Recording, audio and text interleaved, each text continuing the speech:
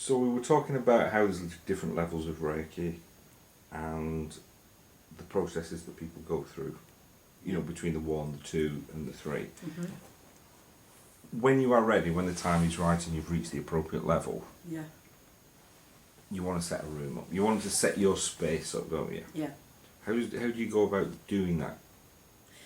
Well, obviously you get yourself a little healing bed and make that space your own sacred little place that you're going to be working in a lot, and make sure it's spotless, and hygiene is imperative.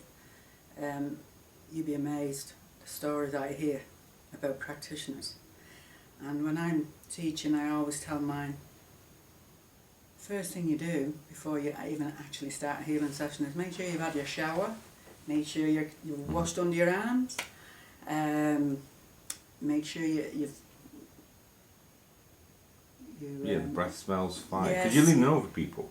You've washed your hands, you're leaning over people. Exactly. You're leaning over them, you might have had a curry the night before, or they might, you know, what you pick up off people, they can pick up off you. So you've got to put yourself in their place and what you'd feel comfortable in. So I would always say, make sure you've got clean sheets, clean bedding, clean pillows, because you know yourself, after a couple of people, sweaty head, whatever, always have a selection of pillowcases or bedrolls handy. I mean, we all know we do Reiki on the fly, as it were. You know, you could be at work, somebody asks for a blast, you can do it while you're on the move elsewhere. Yeah, like 5 or 10 minutes on somebody, yes. And that's valid and that's great. Of course it is. The guides know that you've only got that 5 minutes, so they get really intense stuff. Or if somebody travels to you from a distance, the guides know that they're not going to be coming back the following week or the week after. So they're going to work with them very intense. So somebody that's on a time slot and you go, they've literally got 10 minutes for whatever reason. Yeah. That session can be as powerful, if not more powerful, than an hour. Absolutely. Can a session go on too long? Well, no. You'll know when the time is right, and your energy changes as well. So when you feel that the energy is easing off, so to speak, that's the time to finish. And it's usually around about an hour later. I mean, I think we should all be working with our intuition here. Yeah. I mean, in the books it'll say 4 minutes here, 3 minutes there, 4 for heaven's minutes sake, there. no, you go with your instincts and go with what's fine for you and fine for the person. So if you feel like, actually I want to spend the entire hour in this particular area, that's just as valid as... I've been with people for 2.5 hours. And especially if they're coming in with all sorts of other stuff going on. You can't just say, oh, there's your time's up, swing your hook. In an ideal world then, because I said we can always do the 10 minutes here and the half an hour there, Yeah. to have your own little sacred space Yes. is what is an ideal situation. Very important, because you see what most people don't realise, the longer you're stood in one place and you're working with the healing energy, you're building up a vortex. And then that vortex is there for you to draw on the energy. So the higher the vibration and the bigger the vortex, the amazing healing that can happen. That's what the guides are working with as well. So quite often people have commented to me, and I'm sure to you as well, they go, I can feel the energy in this room.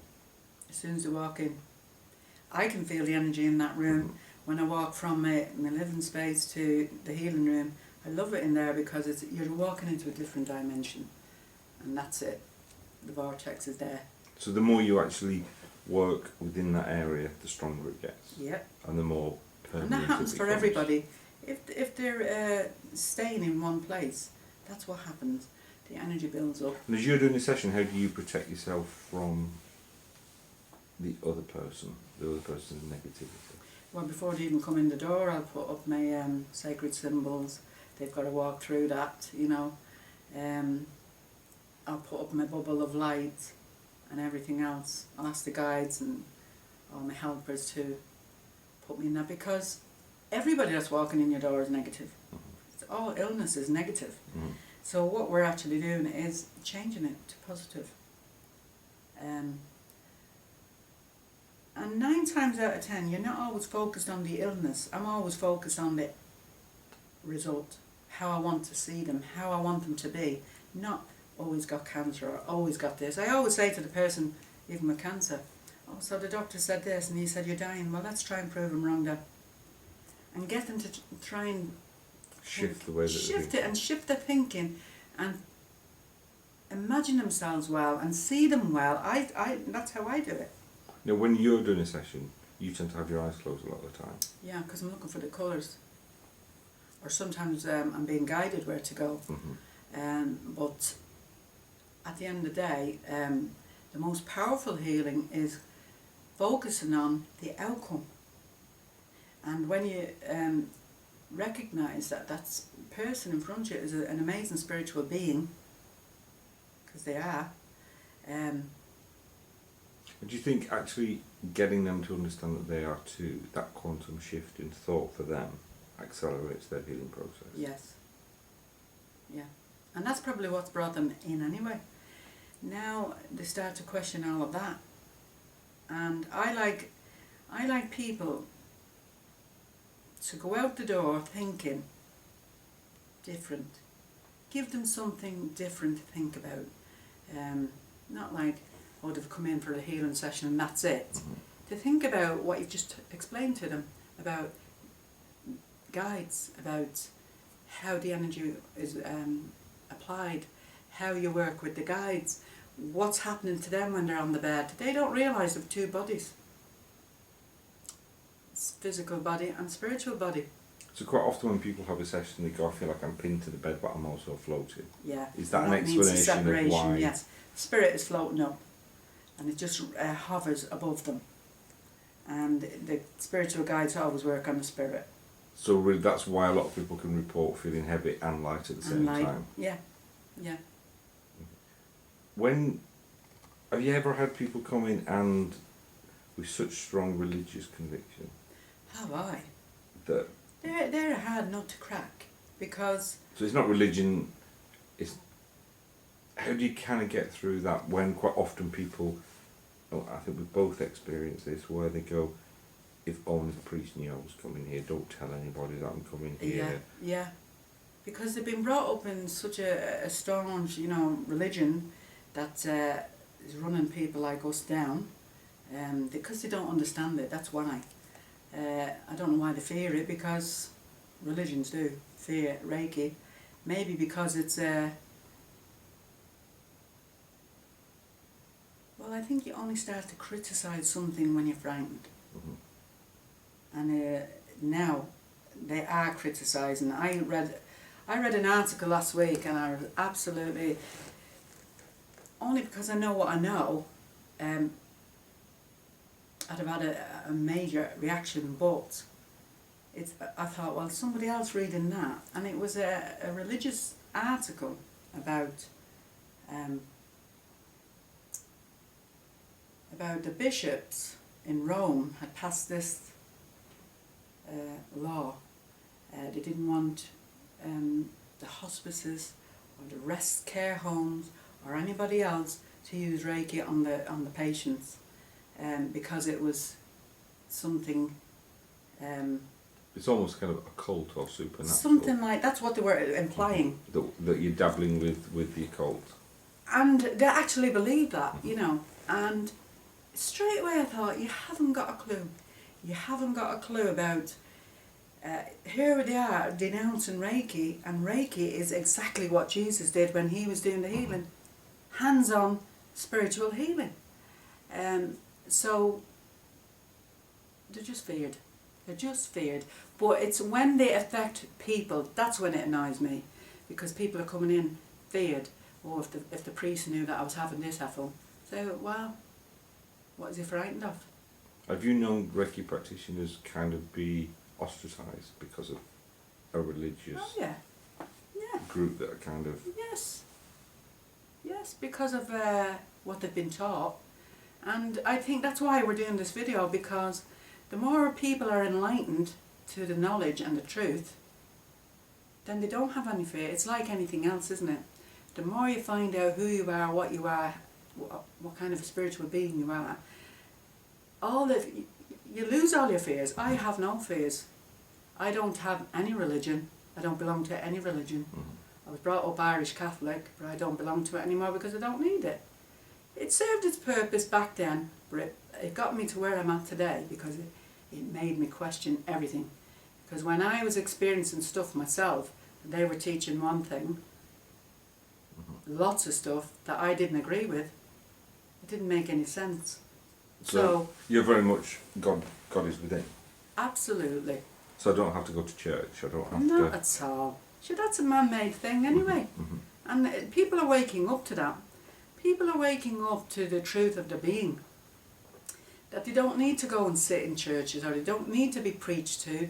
They're finding out for themselves. And it's got people like the bishops and the priests on the run.